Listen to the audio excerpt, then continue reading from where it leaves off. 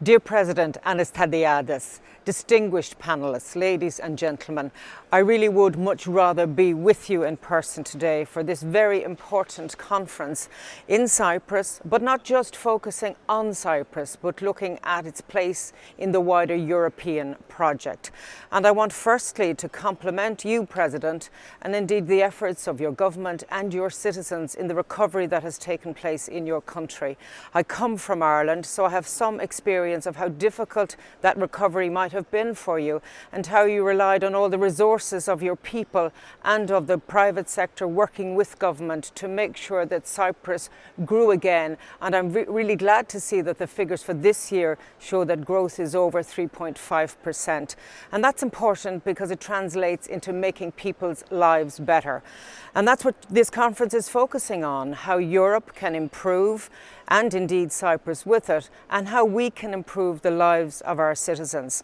Here in the European Parliament, there are many issues on the agenda. Migration is still a very big topic that we're dealing with on a daily basis. Clearly, Brexit has caused Europe and indeed many parts of the world to sit back and look at what is happening in our democracies.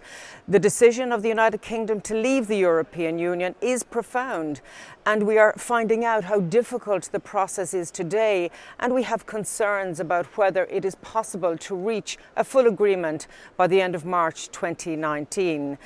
Brexit is dominating discussions here, but it is not the only issue.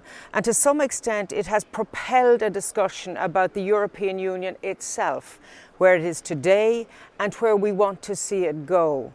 What's interesting since Brexit is that the EU 27 are united, firstly in their approach to Brexit, but also in a determination to make sure that the European project does not fall apart by accident or by design.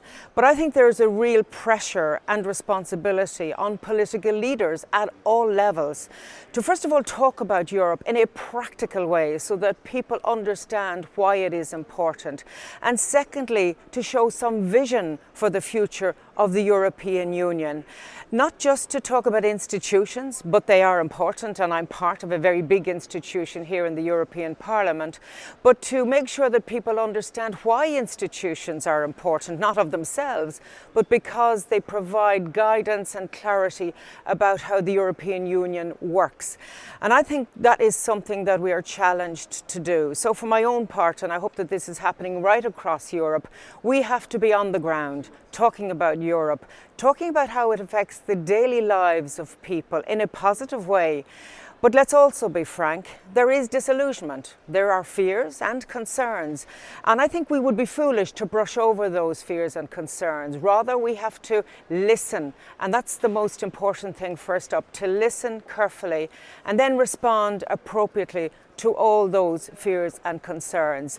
But let me just say to you, as you begin a very important conference and you look at your agenda, which is packed with many difficult issues from security and defence to migration to the economic recovery, that we as a European Union will only be stronger if we identify where we have differences, but we strive to reach compromises. And our challenge in a world which is more polarised and in amongst peoples that are more polarised is to show the value of compromise and to reach good ones. So I wish you well as you begin your work.